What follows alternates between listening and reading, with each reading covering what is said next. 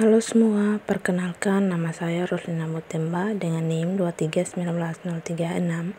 Saya mahasiswi di program studi pendidikan biologi, Fakultas Keguruan dan Ilmu Pendidikan di Universitas Kristen Wirawacana Sumba. Adapun tujuan dalam pembuatan video ini yaitu untuk memenuhi evaluasi tengah semester mata kuliah Statistika Pendidikan yang diampu oleh dosen pengampu Fidriano Octaviano Bano, SSI MPD. Dalam pembuatan video kali ini yaitu tentang tutorial menggunakan aplikasi SPSS dalam mengerjakan soal. Materi yang akan dibahas ialah bivarian korelasi person produk momen. Untuk pengertiannya, teknik analisis korelasional bivarian adalah analisis statistik mengenai hubungan antara dua variabel. Tujuan dari teknik analisis ini adalah untuk mengetahui kekuatan atau bentuk arah hubungan di antara dua variabel dan besarnya yang disebabkan oleh variabel satu atau variabel bebas terhadap variabel yang lainnya atau variabel terikat. Korelasi produk momen adalah salah satu teknik untuk mencari korelasi antara dua variabel. Teknik korelasi produk momen termasuk statistik parametrik. Dua variabel dikatakan berkorelasi apabila perubahan pada variabel yang satu akan diikuti perubahan pada variabel yang lain secara teratur dengan arah yang sama, korelasi positif, atau berlawanan korelasi negatif. Dalam korelasi produk momen, ada uji prasyarat korelasi person produk momen. Yang pertama ada uji normalitas, di mana uji normalitas itu berguna untuk mengetahui arah variabel dependen, independen, atau keadaan distribusi normal, mendekati normal atau tidak. Jika dalam tidak berdistribusi normal, maka analisis non-parametrik yang digunakan. Jika dalam berdistribusi normal, maka analisis parametrik yang digunakan termasuk korelasi produk momen person. Kemudian yang kedua ada uji linearitas, di mana jenis datanya itu berbentuk rasio atau interval. Jumlah sampelnya itu bisa banyak, bisa sedikit. Berikut ada contoh soal di mana guru matematika SMA kelas 10 melakukan penelitian tentang hubungan antara kecerdasan siswa dengan prestasi belajarnya. Setelah memberikan angket dan tes prestasi belajar kepada 15 orang siswa dengan data sebagai berikut. Data-data tersebut akan kita masukkan ke aplikasi SPSS.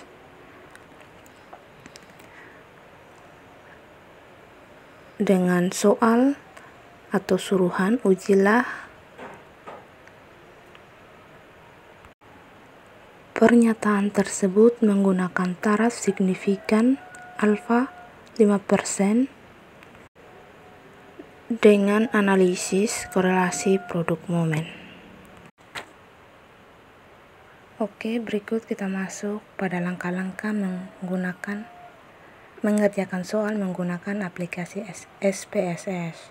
Untuk yang pertama, data yang sudah disiapkan kita copy lalu kita masukkan ke dalam aplikasi SS yang kita sudah buka lembar kerjanya.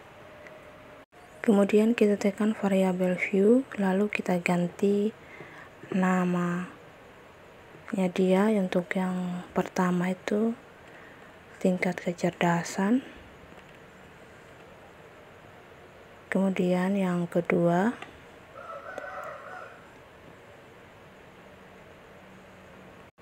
prestasi belajar, lalu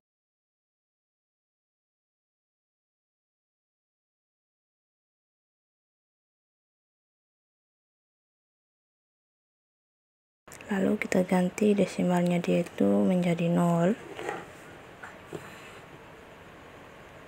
Lalu labelnya kita isi dengan kata yang pertama tingkat kecerdasan, kemudian yang kedua prestasi belajar.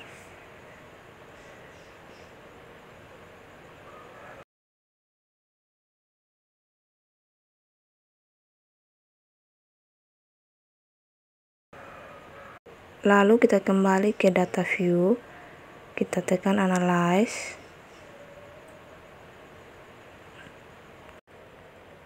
kemudian kita pilih descriptive statistik, lalu tekan explore, lalu akan tampil seperti ini. Lalu kita pindahkan kata tingkat kecerdasan dan prestasi belajar ke dependent list. Lalu kita klik statistik, tidak ada yang perlu kita rubah. Kemudian kita klik close, kita tekan normality plot with test, lalu klik OK. Kemudian kita kembali kepada data view, kemudian hasilnya akan muncul ada case processing summary, kemudian ada requestive, kemudian ada test of normality. Lalu kita kembali ke data view, kemudian kita pilih analyze, lalu klik compare means, kemudian klik one sample t-test, kemudian akan muncul seperti ini. Lalu kata tingkat kecerdasan dan prestasi belajar ini dipindahkan ke test variabel, maka nanti akan muncul one sample statistik, one sample test, kemudian ada one sample effect size.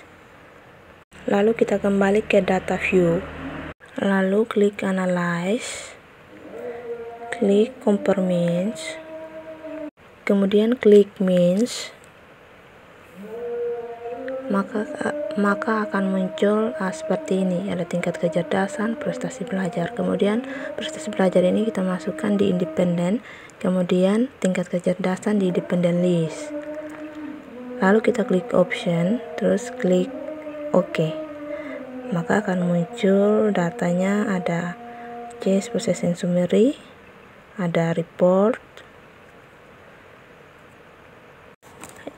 Jadi hasilnya seperti itu teman-teman. Untuk menarik kesimpulan, maka saya pindahkan semua data yang dikerjakan di SPSS, kita pindahkan ke Word.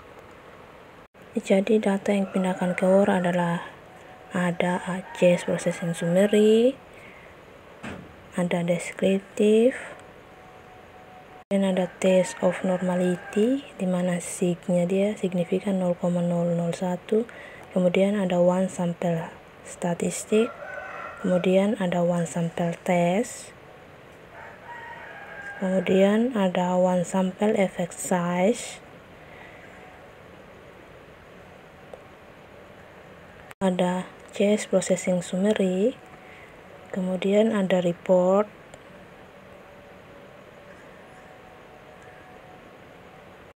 dengan demikian dapat disimpulkan bahwa hipotesis nol dan hipotesis alternatif, di mana HO sama dengan 15 orang jumlah siswa, HA sama dengan 0,01 lebih kecil dari 0,05, maka HA diterima, HO ditolak.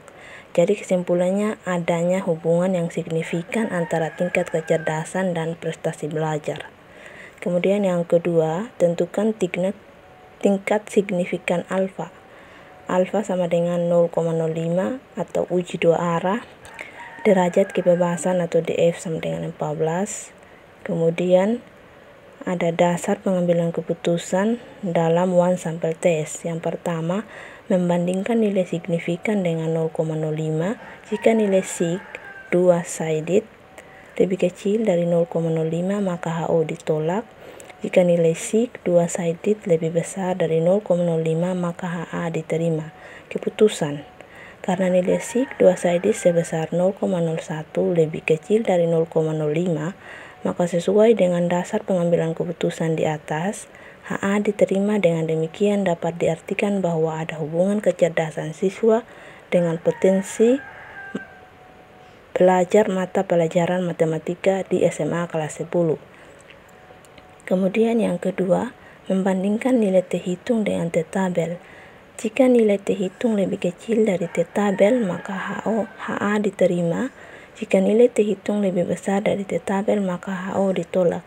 Keputusannya, karena nilai T hitung tingkat kecerdasan sebesar 9,930 dan T hitung prestasi belajar sebesar 65,350, maka HA diterima dan adanya hubungan. Oke teman-teman, sekian penjelasan dari saya. Semoga bermanfaat. Terima kasih.